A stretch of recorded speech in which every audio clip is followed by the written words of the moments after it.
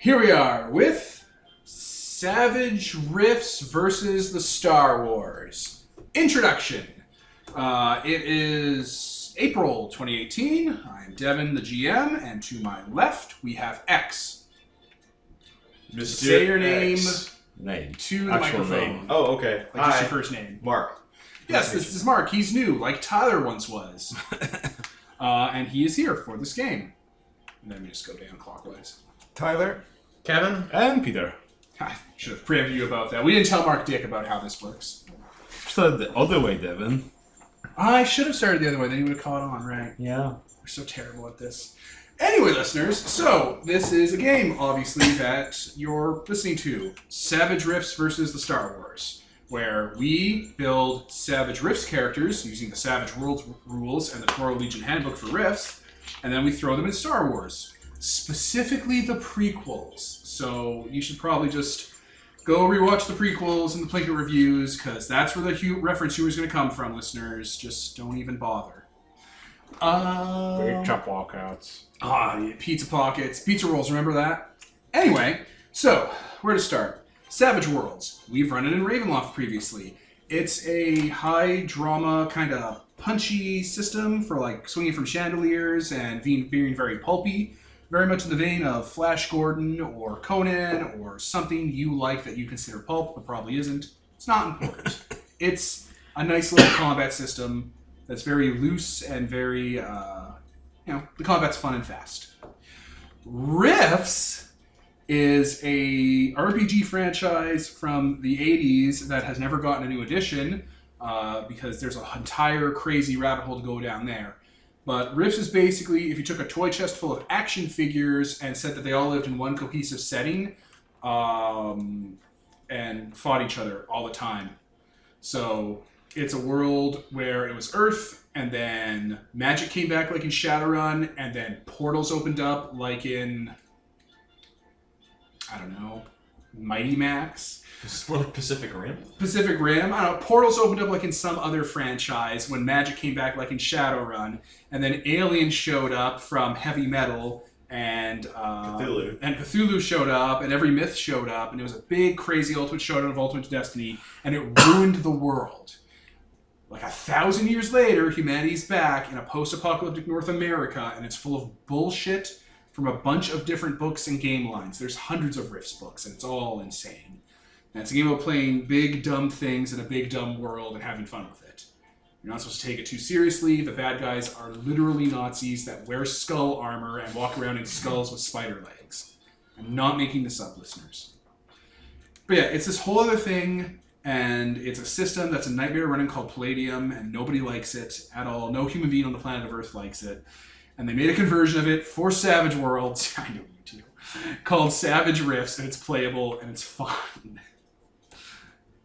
Star Wars was this little known indie movie that came out back in the day about Canterbury monks and trade problems and lasers, and there was a Lancelot Dark Knight. No one really saw it and it doesn't really have any impact on anything we're doing now, so we thought we'd pick this obscure piece of media to do in our game for fun. Hey, I think I got through the pitch. Nice. So, everyone here built Savage Rifts characters who existed in the Savage Rifts North America, and then they got their asses blown into the Star Wars prequels, and we're going to run through the prequels, all three of them, and it's going to be a very loose, very fun, very meta kind of game. Like, I think the framing device for the game is you guys are in a bar in the cantina telling the story to someone, and that's why it's going to be very soft as far as continuity goes. That was to make something new. Break the episode up into more smaller chunks. Oh shit, right. Alright, listeners, right. Okay, so this will probably be the first thing you see of this. We're, instead of doing like hours and hours long episodes, we're going to try and make each episode 40 minutes to 60 minutes. But we're still going to run like the normal session we run at home. We're just going to break it up at natural breakpoints during the game. So, I don't know. I guess you guys want this? This is what you like, right? Alright. This is the deal, listeners. Tell us on our, whatever, social media if you like this or not. That's the pitch. Is there anything I'm forgetting, Peter? I don't think so. All right. Well, then we'll start to our right with Peter this time. Thank you. Peter, we will talk about characters at this point. Describe who your character is, what they look like, and just a brief bit of info about them before we get into how you're all connected to the rest of the party. So, since we're playing Savage Rifts, I want to play something big and dumb. So, pick the Glitter Boy. And what will be the most iconic Glitter Boy to throw in there? Of course, the Doom Marine from the actual Doom games. And it's literal Doom Marine. He doesn't have any other name. And he just take him from there, has some little skid in the Rifts universe, and then went to Star Wars. He likes shooting things and punching. He's got 5 skills and 6 edges. Normally it's the other way around. You have more skills than edges. But not this guy. He's about shooting and punching. And he's a 3-meter fucking beast because Glitter Boy armor. Yeah, for reference, listeners, Glitter Boys are one of the iconic things in Rifts. They're actually, I think, the first character ever made in Rifts next to the Dog Boys. They're a big, giant suit of chrome armor that reflects lasers that has a railgun mounted on its shoulder. That's the most powerful gun in the game. That when it fires out a railgun round that blows out people's eardrums and shatters windows in the area around it and kills things. It's iconic to Rifts in the same way that like Jedi are to Star Wars or some shit. Peter's armor, of course, does not look like standard Glitter Boy armor. It looks like a giant action figure of the Doom Slayer from Doom with the BFG mounted to its shoulder. Yep, pretty much that. So, yeah, that's what Glitter Boys are. Yeah. Alright, Kevin, you're up next. Alright, my character is named Dr. Harbel Warkrim. Now, for reference, listeners, his name is Dogtar Warkrim. Dogtar Warkrim. Continue, Kevin. Yes, and he is an anthropomorphic dogman from a G.I. Joe-esque universe where he is basically a Captain Planet villain. A very black and white universe with cartoon physics. TVYA for fantasy violence. Who was thrust into, the real world with, its moral grayness and actual violence. And he's just, trying to make it through. So the most important question, what breed of dog are you? Doberman. So you look like a science G.I. Joe villain dog man. He has really opaque red goggles and a black lab coat with the spiky shoulders. God, I can see it in my head. Beautiful. German accent, a very German accent. Clearly voice acted by a voice actor from the 80s who did not quite know what a German accent was. So it should be that in Russian? It's kind of that and French and Russian. Slurry between Euro villain. Basically. We will see who is the good boy.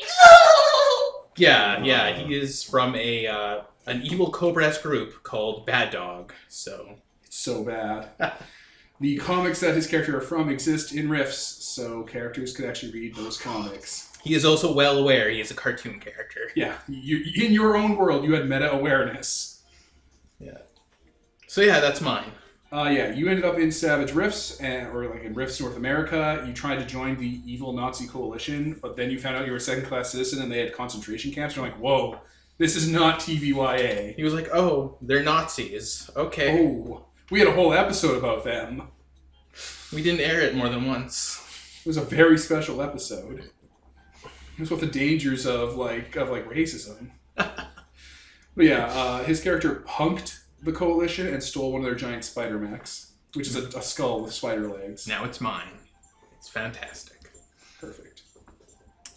And I'm playing Siegfried, the diplomat, who is a full conversion cyborg with 4 arms, who looks suspiciously, uncannily, and coincidentally like General Grievous. Except he's wearing a bit of a tattered suit because his robotic components have altered his organic mind to the point where he is delusional and considers himself a great mediator and peacekeeper, and he often tries to fulfill that role very, very poorly. I don't think I actually need to add anything onto that. That's perfect. Yeah, so you're from the Savage Rifts universe. Yeah, he's I am literally from this Savage place. Rifts. Yeah. He's actually a pretty standard character that I could see. Yeah, he's the most grounded character. Yeah.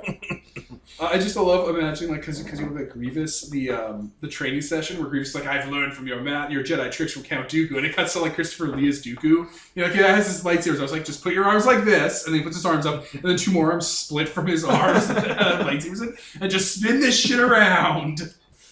Oh, Grievous. So I'm playing an Ultras. The guy, he's a technomage, which means he uses both science but it's like quick, dirty, magical version of science. So he can like pull like random circuits filled with magical energy out and just help other people with healing or other benefits. And he's got a bit of armor, and he's really, he lives for other people to help others and have them say to him, thanks. Thanks, Satan. Yeah. Dr. Evil Satan. And he is a Devar. Evil Satan. Of course. There it is. He is a what is known as a devil man. Actually, they're pretty nice people, but they kind of looks like stereotypical devil men with the horns and stuff like that. He's quite small, but nobody really knows that because he spends most of his time in full power armor. A devil man in power armor. Also a standard Rifts character. Yeah. Looks like you run a store called Needful Things. So that is the party, listeners. Only 2 of them are from Rifts. The other 2 are literally comic book characters. So, in keeping tradition with us playing Savage Worlds, we used the debt system from Urban Shadows, and then we used the cards Peter bought, the backstory cards, which I guess we'll have to relink in this intro, just like I did the last one all over again. Yep. It went really well. Yeah, actually went pretty well. We were iffy that they would work this time, because the idea was that their backstory was in Rifts, and then they went to Star Wars, so we didn't know how well it jived, but it jived pretty good. Yep. So, should we just start with the debt and then move on to the backstory? Yeah, I guess we can do the debts character by character. Do we have to do them like one after another? That seems like a lot of talking. I mean, it's short, really. So. All right.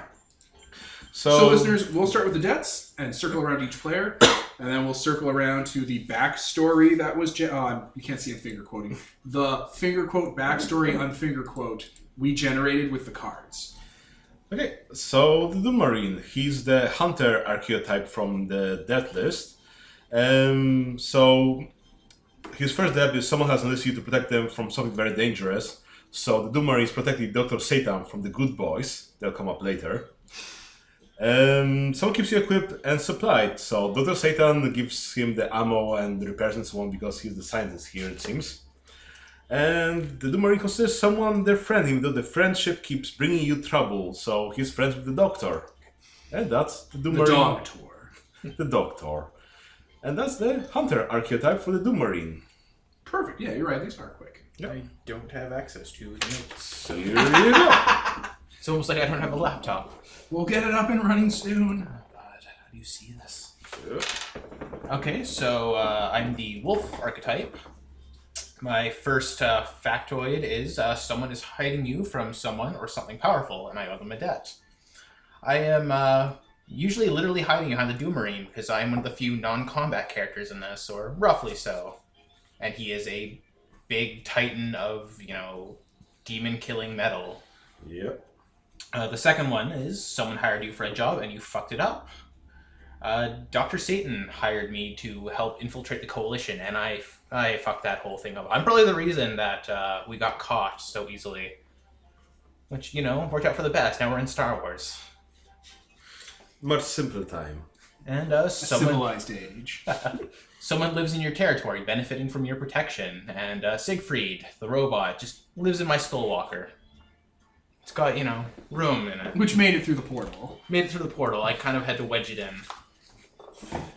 And I picked the Oracle archetype because my overloaded cybernetic brain is malfunctioning and it causes me to see vivid hallucinations. The android dreams of robot sheep people. Yes.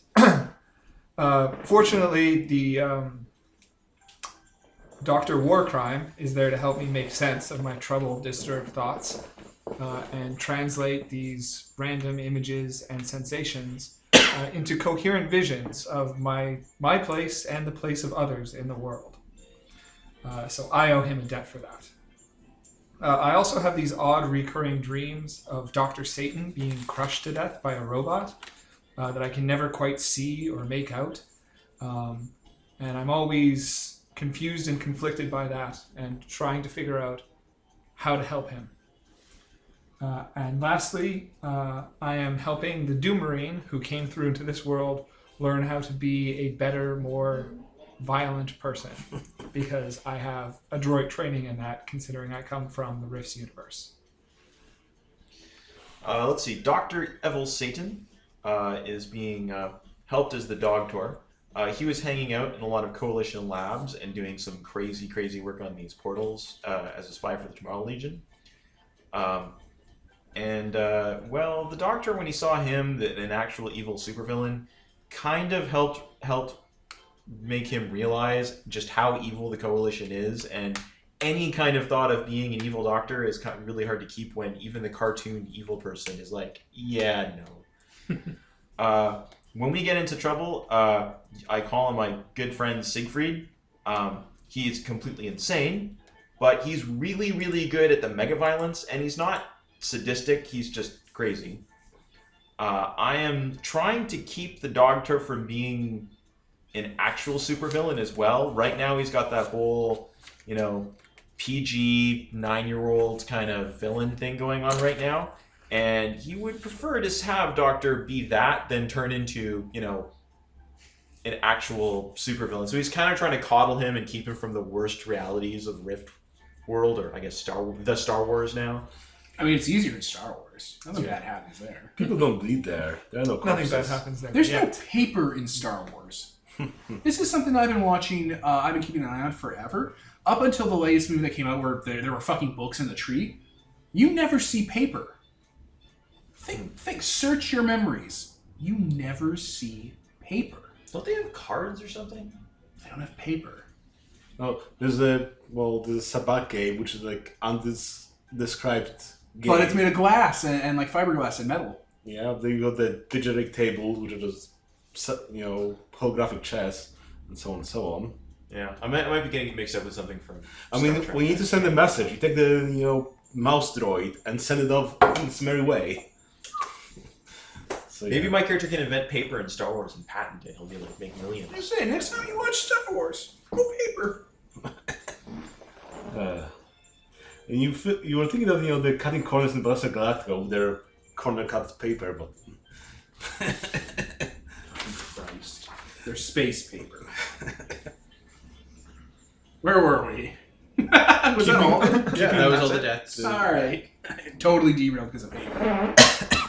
Alright, so that was the debt system, which kind of shows how the characters have like a rapport already built.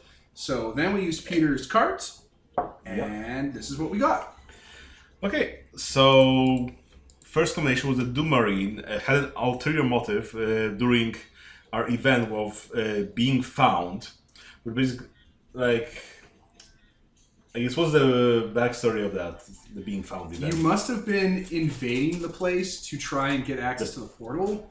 Yeah, so I think it was... I think you guys were trying to blow it up, but you had ulterior motive that you wanted to get out of here because this place sucked. You wanted to go to hell. It's like, the Doom Marine has an ulterior motive. He's the Doom Marine, the most single-minded character in I've ever heard. Yeah, of, but you joined wearing a these guys. 10-foot power armor that's literally described as being sparkly and glowing. So we were attacking the Coalition lab, so they can get to their portal Stargate, technology, their Rift, and so on. And I guess the Doom Marine wanted to go back to hell so he could murder more demons because he knew his job was complete. And the Doctor found out about this, and he decided, hey, why don't I offer you, come with me to some place that's easy, black and white, simple, good and evil, There's probably a dial for it on the machine. Yeah, the hell. Those are the bad guys, we're the good guys, we murder them. Easy. And yeah, that was his backstory. Now, Dr. Satan, yours next. Is it on here? Yeah. Oh, there we go. I was offered a great deal of assistance by the Coalition to help them build this portal. They're kind of anti-magic, non-human, and my character is an magic-using non-human. So, yeah. Didn't take it and kind of sabotaged the project. Sort of agreed to go on for lip service, but had always been acting as a spy for the Tomorrow Legion. Okay, secret. Yeah, and then I'm the reason that the group known as the Good Boys, who are the good characters from Dr. Warcrime's alternate universe, got involved with this whole mess, and they hold a grudge against me for it. Yeah. So I was in the coalition base as well, and yeah, I encountered the Good Boys, mistook them for coalition dog boys, and brought them on in. Yep. Probably through some portal or something. Okay. Doctor. All right. 3-way standoff. Oh yeah. So the that doctor guy from the Doom 2016, the guy who runs the place on Mars, had a 3-way standoff with the Doctor and Siegfried, and basically he shot the Doctor for trying to sabotage the portal, which he was trying to harness for his own uses. And in return, the Doctor stole a hell artifact from him. An Argent energy system. Which the Doctor has no idea what it is, but it looks cool. It'll come up later. Yep. Oh yeah. So right around the time the portal was getting working, we had a bunch of people from other realities come in. The Tomorrow Legion showed up to try and... Just to cut in, the name of that scientist is Dr. Samuel Hayden. So the Tomorrow Legion, were kind of called in, disguised in coalition gear, skulls with and everything, showed up to try and take out this portal. And meanwhile, at the same time, the Good Boys who were brought in show up. Well, we see a bunch of dogs carrying automatic weapons. We assume they're coalition forces because they use a lot of these crazy dog people. So we kind of gun them down, and they gun us down. And they're actually shocked because one of them, good old Spots McFlame, the fire dog, kind of died. They were really shocked by that. I kind of used my power armor and crushed his skull. I'd feel really bad about that if I knew they were actually good, but I don't. I did get his neat toy fire gun thing, and I got it to work using magic. Great. Okay, and I had also, while in this facility, heard rumors about the Doom Marine. I heard that he had pacified an entire planet, and I mistakenly believed that he was a diplomat like me. Except, in effect, he is just like me. Yeah, and then everyone had a dream about Tolkien, and the Doom Doctor was there purging the place. So that's some hazy dream. And let's see, the last backstory is we had the Good Boys, singular, one of the main characters from the Good Boys for the universe, had a friend that came to the Doom Marine about a case of some pug sidekick going missing. And yeah, roughly that. Something happened to him and we don't know what. I think he got Murder. Shot? He got was found on killed. chocolate or something like that. He got Found chocolate. They say he's dead, but no doubt we'll find out he's been recruited to the Sith Legion. Of course. And yeah, those were the weird rambling backstories we came up with using the backstory cards. Yeah, it was pretty good. Pretty weird. Yeah. So, yeah, the pitch here, listeners, is it's going to be Star Wars, the prequels. We're going to run on through. We've broken each movie into 5 distinct little parts that we'll, kind of record and loosely throw together and just kind of have fun with it. Yeah. This game is going to be very off the cuff and very loose and laid back. So, Yeah. Probably there'll be a lot of things bleeding from the backstory into this, Yeah. so... Like Samuel Hayden could be a combat cyborg that shows up. Who cares? It's going to be great. Expect some weird things. Yeah. So, yeah, I think that's everything we got to go over. Savage Worlds, riffs, Star Wars, characters, pitch of the game, framing device, all done. So, I was Devin. Peter? Kevin? Tyler? Mark? And this is sponsored by Nobody. Signing off.